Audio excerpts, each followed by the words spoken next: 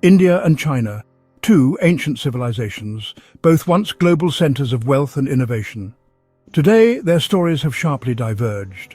China has rapidly transformed into a global superpower, its cities filled with skyscrapers and high-speed trains, its influence felt worldwide. India, the world's largest democracy, has made strides in technology and space, but still faces deep-rooted challenges like poverty and infrastructure gaps. China's rise has been state-driven and fast. India's progress more chaotic and gradual. Why did two giants with similar populations take such different paths? The answer lies in their choices, systems, and ambitions. Understanding this divergence is key to Asia's and the world's future.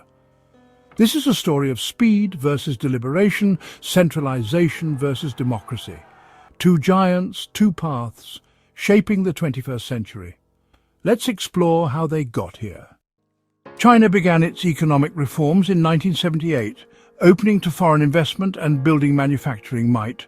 Special economic zones and cheap labor turned China into the world's factory, lifting millions from poverty. India's liberalization came later, in 1991, focusing on services like IT and outsourcing. This created a new middle class, but didn't generate enough jobs for low-skilled workers. China's GDP soared, fueled by manufacturing and infrastructure. India's growth, while impressive, lagged behind. China's export-driven model integrated it into global supply chains. India became the world's back office, but struggled to industrialize at scale. The result, China's economy now dwarfs India's, a gap rooted in their different strategies.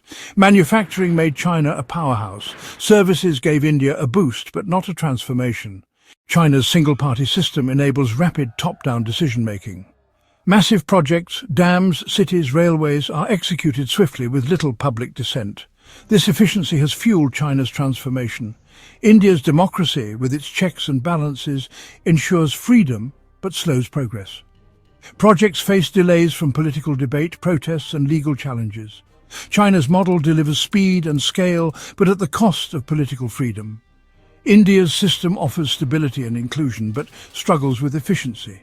The core difference: China can mobilize for long-term goals. India must negotiate every step. The debate between speed and stability defines their development. Can India make democracy deliver results as fast as China's authoritarianism? Nowhere is the contrast starker than in infrastructure.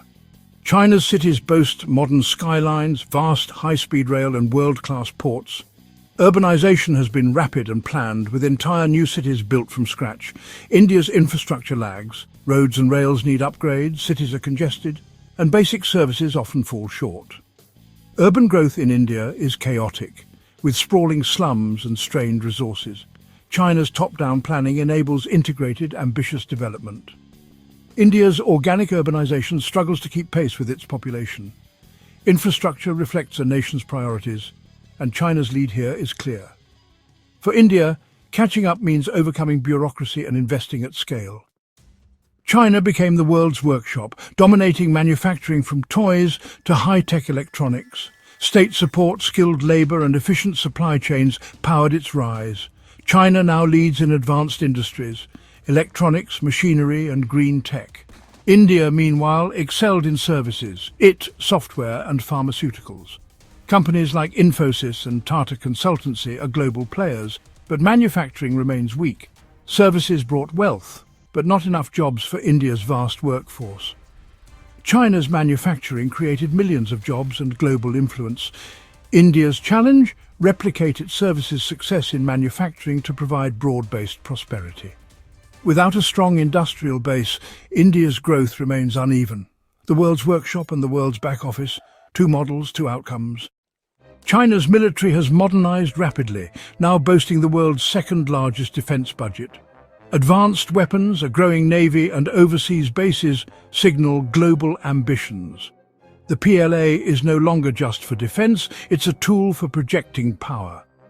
India's military is large and capable, but its budget and technology lag behind. India focuses on regional security, managing tense borders with China and Pakistan. Procurement is slow and reliance on imports remains high. India is expanding its navy, and joining alliances like the Quad to counter China's influence. But in global reach and sophistication, China leads. The military gap mirrors the economic one. China wields economic power to build global influence, most notably through the Belt and Road Initiative. Massive infrastructure investments create new markets and political ties across continents. China's role in global institutions and its own development banks amplify its voice. India relies on soft power, democracy, culture, and its diaspora. Bollywood, tech talent, and a global Indian community boost its image. India leads in forums for the global south, but its resources are limited. China's influence is economic and strategic. India's is cultural and diplomatic. In the global arena, China plays for power, India for prestige. Their foreign policies reflect their strengths and their limits. Demographics shape the future for both nations. China faces an aging population and shrinking workforce, a legacy of the one-child policy. It's shifting to high-tech industries to offset this challenge. India, with one of the world's youngest populations, has a potential demographic dividend. But this is only an advantage if India can educate and employ its youth. China's heavy investment in education has fueled its tech rise. India's education system lags in quality and relevance to the job market. Urbanization is another divide. China is mostly urban, India is still largely rural. Managing this transition is critical for India's growth. For China, the challenge is innovation amid aging. For India, it's jobs and skills for the young. Demographics could define who leads in the decades ahead. China's head start in reforms, focus on manufacturing and centralized execution propelled it to superpower status. India's later reforms and democratic complexity led to slower, uneven progress. Yet India's young population is a powerful asset. If India can educate, skill and employ its youth, especially in manufacturing, it could spark explosive growth. Accelerating reforms, investing in infrastructure and streamlining bureaucracy are essential. India must make democracy deliver results, combining openness with efficiency.